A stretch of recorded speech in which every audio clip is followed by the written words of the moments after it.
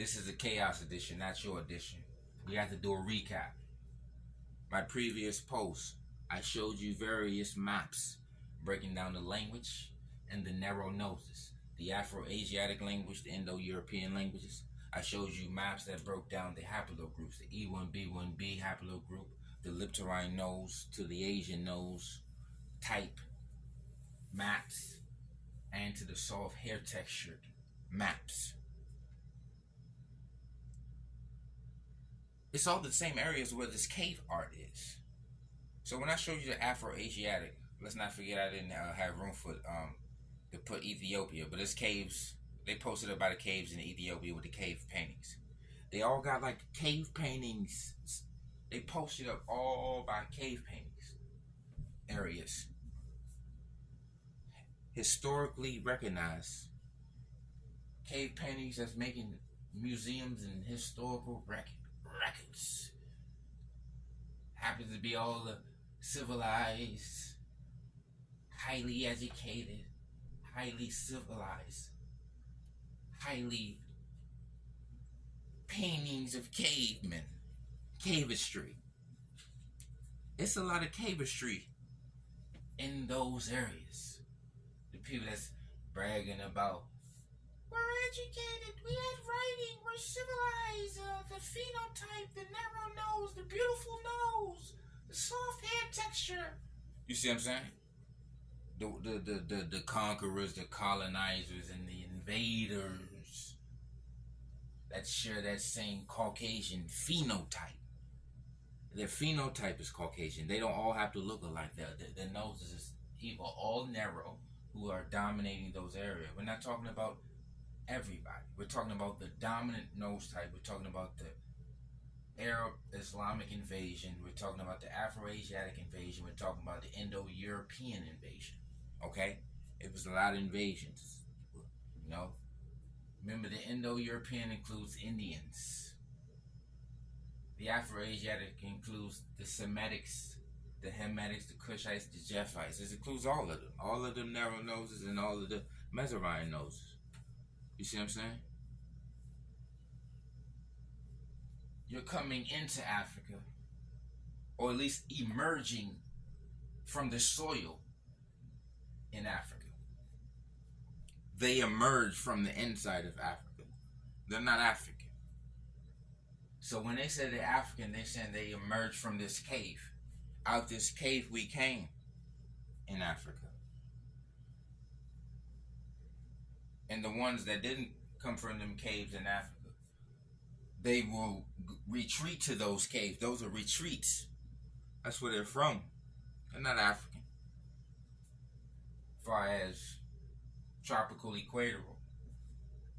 That's why they posted up in them deserts. Them non-African temperatures. Because remember, this is terraforming, and these are beach areas. These are barren lands. When you break down arid temperature and semi-arid temperature, these are like desert area, arid temperature. You know, snow-capped mountains, desert, barren lands, wastelands. Desert means wastelands. A desert equals snow and sand. You need manufacturing in order to be on these lands. The earth does not produce. You need architecture and agriculture and shelter. Especially when you're not natural to the sun itself. That's where all their culture and their clothes is body armor. Remember, clothes is body armor. So remember, they wear a lot of coverings because they're not natural to that environment, nor natural to the sun itself. You see what I'm saying? That's why they bragging about they wear clothes and we didn't. They have a Caucasian phenotype. That's why they say the same Caucasian things to us. And they have the same Caucasian superiority complex. They say, I'm not African, I'm Morocco. That's why they stress nationalism. See, they just call us African or black. It's interchangeable. They identify by the nation, so that's nationalism. That's not African. We say we're African. They say, no, we're Moroccan, we're Somalian, we're Ethiopian. We're this, we're that, we're Berber. See, E1B1A has a wide nose phenotype and kinky head. We're African, we're tropical equatorial, we're jungle. E1B1B is shared with Caucasians, Cushites, Berbers, Egyptians, and any other narrow nose produced. The R&B ones, them German haplogroups, those are narrow nose haplogroups, and that's found in the Hispanics, the Native Americans, all that soft textured, non-African hair textured dominated areas, narrow nose, lip terine nose, dominated area. People bragging about civilization, the Arab invasion, the Arab homeland, the Arab League, the Arabic language dominant areas. That's not African. Those are not African languages dominant areas. African culture dominant areas. African tradition dominant areas. Those are these are Indian and Arab and other Viking and cave culture areas. This was the East African slave trade areas, all that North and East Africa, and down to the under that horn on that east side. You see what I'm saying? These are all East African slave trade areas, the north to the east, where they were selling wide nose and kinky head. You see what I'm saying?